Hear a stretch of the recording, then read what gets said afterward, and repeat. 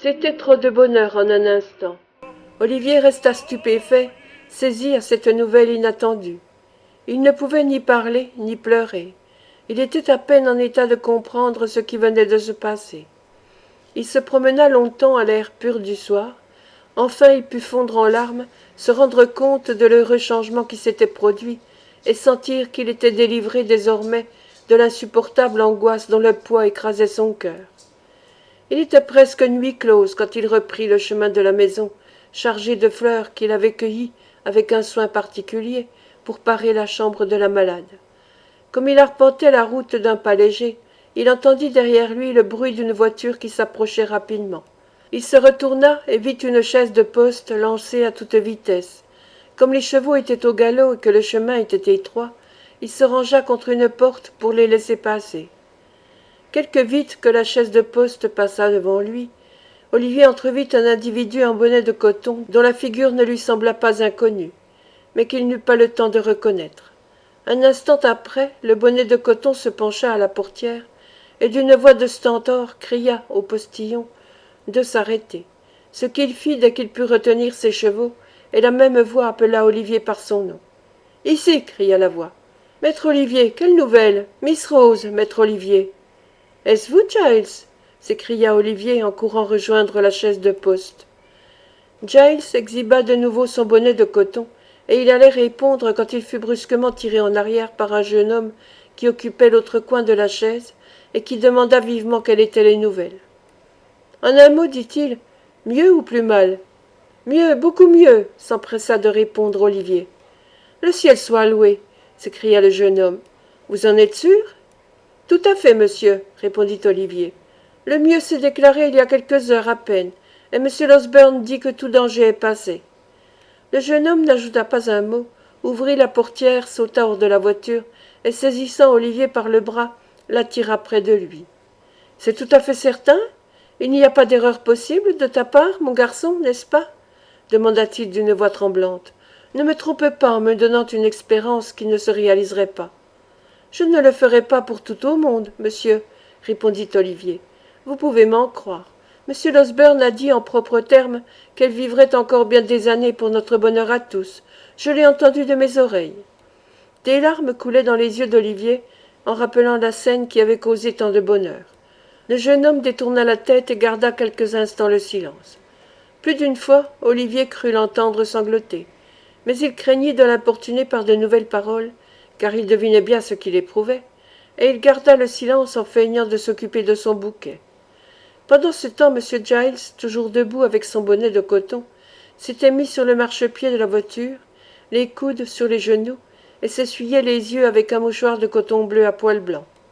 L'émotion de ce digne serviteur n'était pas feinte, à en juger d'après la rougeur de ses yeux, quand il regarda le jeune homme qui s'était tourné vers lui pour lui parler. « Je crois, Giles, qu'il vaut mieux que vous restiez dans la chaise de poste, jusque chez ma mère, dit-il. Moi je préfère marcher un peu et me remettre avant de la voir. Vous direz que j'arrive. » « Je vous demande pardon, monsieur Henry, dit Giles en s'époustant avec son mouchoir. Mais si vous vouliez charger le postillon de la commission, je vous en serais très obligé. Il ne serait pas convenable que les servantes me vissent en cet état. Je n'aurai plus à l'avenir aucune autorité sur elles. Bien, dit Henry Miley en souriant. Faites comme vous voudrez. Laissez-le aller devant si vous aimez mieux venir à pied avec nous. Seulement quittez ce bonnet de coton, ou on nous prendrait pour une mascarade. M. Giles se souvint de son étrange tenue, ôta son bonnet de coton, le mit dans sa poche et se coiffa d'un chapeau qu'il prit dans sa voiture. Cela fait, le postillon partit en avant, et Giles, M. Miley et Olivier suivirent à pied sans se presser. Tout en marchant, Olivier jetait de temps à autre un regard curieux sur le nouveau venu. Il semblait avoir environ 25 ans et était de moyenne taille. Sa physionomie était belle et ouverte, et sa tenue singulièrement aisée et prévenante.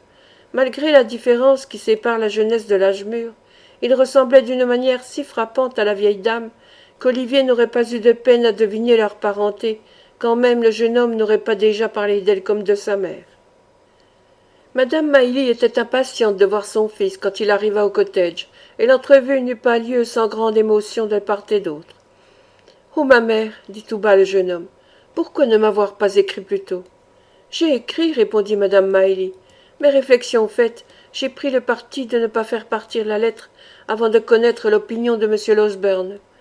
Mais dit le jeune homme, pourquoi s'exposer à une telle alternative? Si Rose était... Je ne puis achever la phrase. Si cette maladie s'était terminée autrement, n'auriez-vous jamais pu vous pardonner ce retard? Et moi, aurais-je jamais eu un instant de bonheur? Si un tel malheur était arrivé, Henri, dit madame Miley, je crois que votre bonheur aurait été détruit peut-être, et que votre arrivée ici, un jour plus tôt ou un jour plus tard, aurait été de bien peu d'importance. Pourquoi ce peut-être, ma mère? Reprit le jeune homme. Pourquoi ne pas dire franchement que cela est vrai?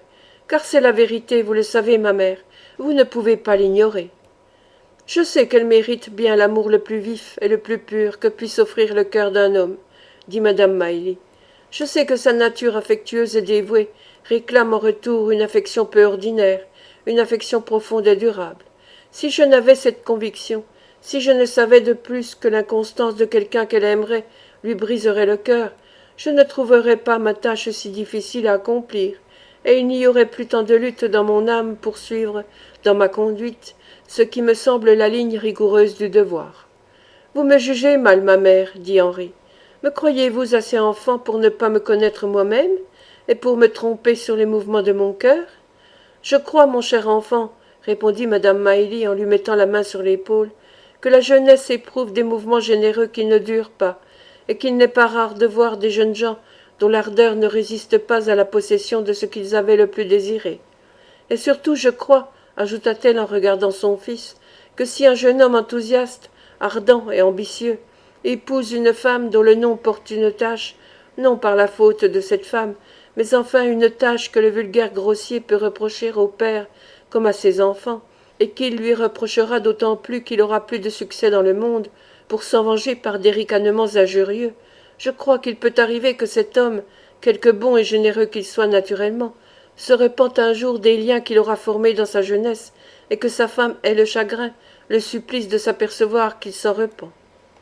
Ma mère, dit le jeune homme avec impatience, cet homme-là ne serait qu'un égoïste brutal, indigne du nom d'homme, indigne surtout de la femme dont vous parlez. Vous pensez comme cela maintenant, Henry, répondit sa mère, et je penserai toujours de même. Les tortures que j'ai éprouvées pendant ces 2 derniers jours m'arrachent l'aveu sincère d'une passion qui, vous le savez bien, n'est pas née d'hier et n'a pas été conçue légèrement. Rose, cette douce et charmante fille, possède mon cœur aussi complètement que jamais femme ait possédé le cœur d'un homme. Je n'ai pas une pensée, pas un projet, pas une espérance dont elle ne soit le but. Si vous vous opposez à mes vœux, autant prendre mon bonheur à 2 mains pour le déchirer en morceaux et le jeter au vent.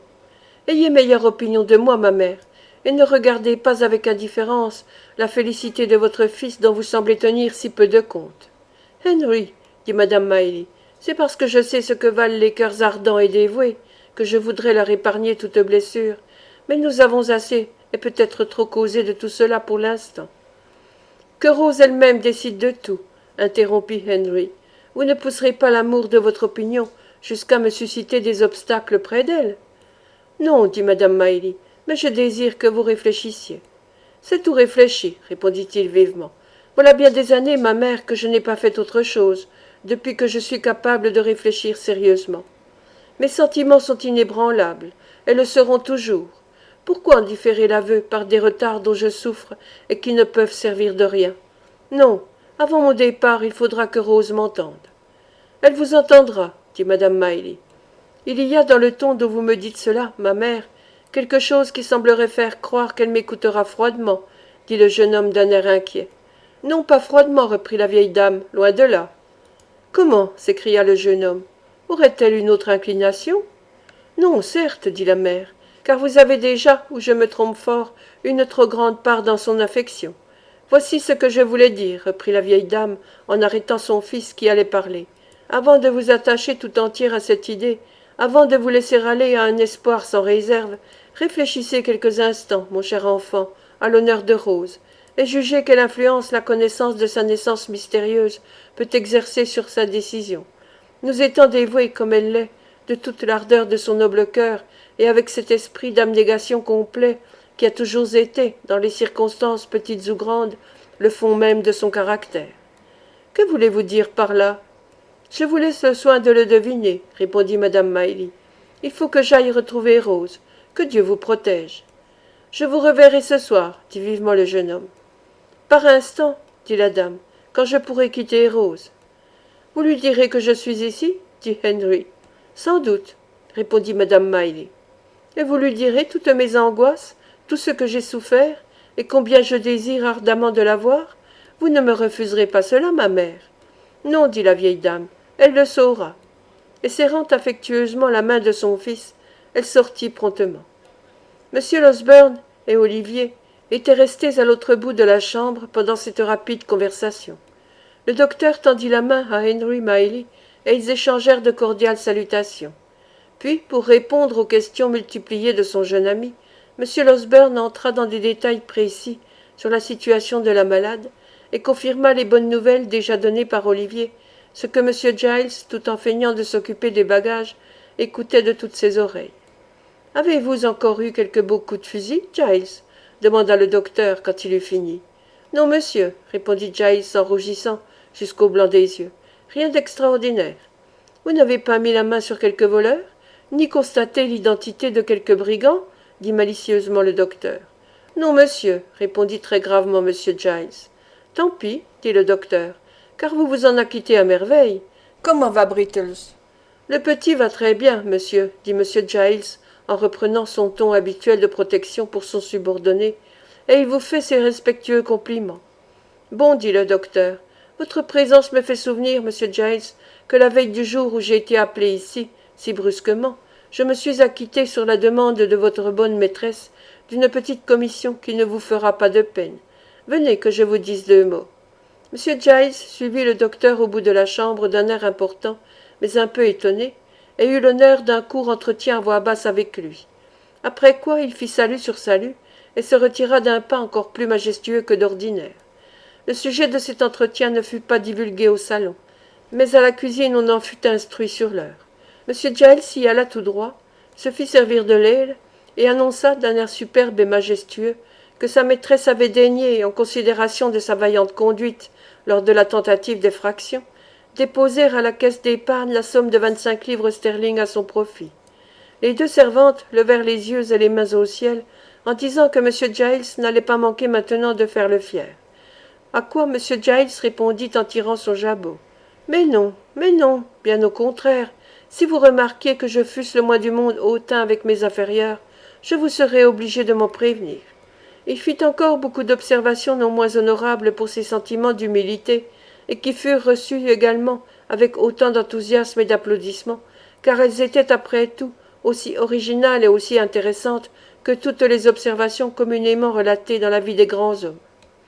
Chez madame Miley, le reste de la soirée se passa joyeusement, car le docteur était en verve, et quoique Henry fût d'abord soucieux et fatigué, il ne put résister à la bonne humeur du digne M. Losberne, qui se livra à 1000 saillies empruntées en partie aux souvenirs de sa longue pratique.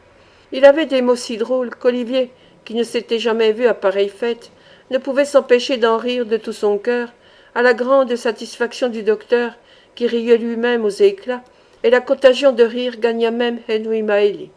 Ils passèrent donc la soirée aussi gaiement qu'il était possible dans la circonstance, et il était tard quand ils se séparèrent, joyeux et sans inquiétude, pour se livrer au repos dont ils avaient grand besoin, après les angoisses récentes et la cruelle incertitude auxquelles ils venaient d'être en proie. Le lendemain matin, Olivier se leva le cœur léger et vaqua à ses occupations habituelles avec une satisfaction et un plaisir qu'il ne connaissait plus depuis plusieurs jours. Les oiseaux chantaient encore, perchés sur leurs nids, et les plus jolies fleurs des champs qu'on put voir, cueillies par ses mains empressées, composaient un nouveau bouquet dont l'éclat et le parfum devaient charmer Rose. La tristesse qui avait semblé s'attacher à chaque objet depuis plusieurs jours, tant que l'enfant avait été lui-même triste et inquiet, s'était dissipée comme par enchantement. Il lui semblait maintenant que la rosée brillait avec plus d'éclat sur les feuilles, que le vent les agitait avec une harmonie plus douce, que le ciel lui-même était plus bleu et plus pur. Telle est l'influence qu'exercent les pensées qui nous occupent sur l'aspect du monde extérieur. Les hommes qui, en contemplant la nature et leurs semblables, s'écrient que tout n'est que ténèbres et tristesse, n'ont pas tout à fait tort, mais ce sombre coloris dont ils revêtent les objets n'est que le reflet de leurs yeux et de leur cœur également faussées par la jaunisse qui altère leur couleur naturelle. Les véritables nuances sont délicates et veulent être vues d'un œil plus sain et plus net. Il faut remarquer, et Olivier n'y manqua pas, que ces promenades matinales ne furent plus solitaires. Henry Miley, du premier jour où il vit Olivier rentrer avec son gros bouquet, se prit d'une telle passion pour les fleurs et les disposa avec tant de goût qu'il laissa loin derrière lui son jeune compagnon. Mais si, à cet égard, Olivier ne méritait que le second rang, c'était lui à son tour qui savait le mieux où les trouver, et chaque matin ils couraient les champs tous deux et rapportaient les plus belles fleurs. La fenêtre de la chambre de la jeune malade était maintenant ouverte, car elle aimait à sentir l'air pur de l'été, dont les bouffées rafraîchissantes ranimaient ses forces, et sur le rebord de la fenêtre, il y avait toujours dans un petit vase plein d'eau un bouquet particulier dont les fleurs étaient soigneusement renouvelées chaque matin. Olivier ne put s'empêcher d'observer qu'on ne jetait jamais les fleurs fanées après qu'elles étaient exactement remplacées par des fleurs plus fraîches, et que, chaque fois que le docteur entrait dans le jardin, il dirigeait invariablement ses yeux sur le vase de fleurs et secouait la tête d'un air expressif avant de commencer sa promenade du matin. Au milieu de ces observations, le temps allait son train et Rose revenait rapidement à la santé. Olivier ne trouvait pas le temps long, bien que la jeune demoiselle ne quittât pas encore la chambre et qu'il n'y eût plus de promenade du soir, sauf quelques courtes excursions de temps à autre avec M. Miley. Il profitait avec un redoublement de zèle des leçons du bon vieillard qui l'instruisait, et il travaillait si bien qu'il était lui-même surpris de la promptitude de ses progrès. Ce fut au milieu de ses occupations qu'il fut terrifié par un incident imprévu. La petite chambre où il avait l'habitude de se tenir pour étudier donnait sur le parterre derrière la maison. C'était bien une chambre de cottage avec une fenêtre à volets, autour de laquelle grimpaient des touffes de jasmin et de chèvrefeuille d'où s'exhalaient les plus suaves parfums. Elle donnait sur un jardin qui communiquait lui-même par un échalier avec un petit clos. Au-delà, on apercevait une belle prairie, puis un bois. Il n'y avait pas d'autre habitation de ce côté, et la vue s'étendait au loin. Par une belle soirée, au moment où les premières ombres du crépuscule descendaient sur la terre, Olivier était assis à cette fenêtre, et plongé dans l'étude, il était resté quelque temps penché sur son livre, et comme la journée avait été très chaude, on ne sera pas étonné d'apprendre que peu à peu, il s'était assoupi. Il y a un certain sommeil qui s'empare quelquefois de nous à la dérobée, et durant lequel, bien que notre corps soit inerte, notre âme ne perd pas le sentiment des objets qui nous environnent et conserve la faculté de voyager où il lui plaît. Si l'on doit donner le nom de sommeil à cette pesanteur accablante, à cette prostration des forces, à cette incapacité où nous sommes de commander à nos pensées ou à nos mouvements, c'est bien un sommeil aussi sans doute. Cependant nous avons conscience alors de ce qui se passe autour de nous, et même quand nous rêvons, des paroles réellement prononcées, des bruits réels qui se font entendre autour de nous, viennent se mêler à nos visions avec un à-propos étonnant, et le réel et l'imagination se confondent si bien ensemble qu'il nous est presque impossible ensuite de faire la part de l'un et de l'autre. Ce n'est même pas là le phénomène le plus frappant de cette torpeur momentanée. Il n'est pas douteux que bien que les sens de la vue et du toucher soient alors paralysés, nos rêves et les scènes bizarres qui s'offrent à notre imagination subissent l'influence matérielle de la présence silencieuse de quelque objet extérieur qui n'était pas à nos côtés au moment où nous avons fermé les yeux et que nous étions loin de croire dans notre voisinage avant de nous endormir. Olivier savait parfaitement qu'il était dans sa petite chambre, que ses livres étaient posés devant lui sur la table, et que le vent du soir soufflait doucement au milieu des plantes grimpantes autour de sa fenêtre, et pourtant il était assoupi. Tout à coup la scène change, il croit respirer une atmosphère lourde et violée, il se sent avec terreur enfermé de nouveau dans la maison du juif, il voit l'affreux vieillard accroupi à sa place habituelle, le montrant du doigt et causant à voix basse avec un autre individu assis à ses côtés et qui tourne le dos à l'enfant. Il croit entendre le juif dire ces mots. « Chut, mon ami, c'est bien lui, il n'y a pas de doute. Allons-nous-en. » « Lui » répondait l'autre. « Est-ce que je pourrais m'y méprendre ? 1000 diables auraient pu prendre sa figure. S'il était au milieu d'eux, il y a quelque chose qui me le ferait reconnaître à l'instant. Il serait enterré à 50 pieds sous terre, sans aucun signe sur sa tombe, que je saurais bien dire que c'est lui qui est enterré là. N'ayez pas peur. » Les paroles de cet homme respiraient une si affreuse haine que la crainte réveilla Olivier qui se leva en sursaut. Dieu! Comme tout son sang reflua vers son cœur, et lui ôta la voix et la force de faire un mouvement. Là, là, à la fenêtre, tout près de lui, si près qu'il aurait presque pu le toucher, était le juif explorant la chambre de son œil de serpent et fascinant l'enfant, et à côté de lui, pâle de rage ou de crainte, ou des deux à la fois, était l'individu aux traits menaçants qu'il avait accosté dans la cour de l'auberge. Il ne les vit qu'un instant, rapide comme la pensée, comme l'éclair, et ils disparurent. Mais il l'avait reconnu, et lui aussi il ne les avait que trop reconnus. Leur physionomie était aussi profondément gravée dans sa mémoire que si elle eût été sculptée dans le marbre et mise sous ses yeux depuis sa naissance. Il resta un instant pétrifié, puis, sautant dans le jardin, il se mit à crier « Au secours !» de toute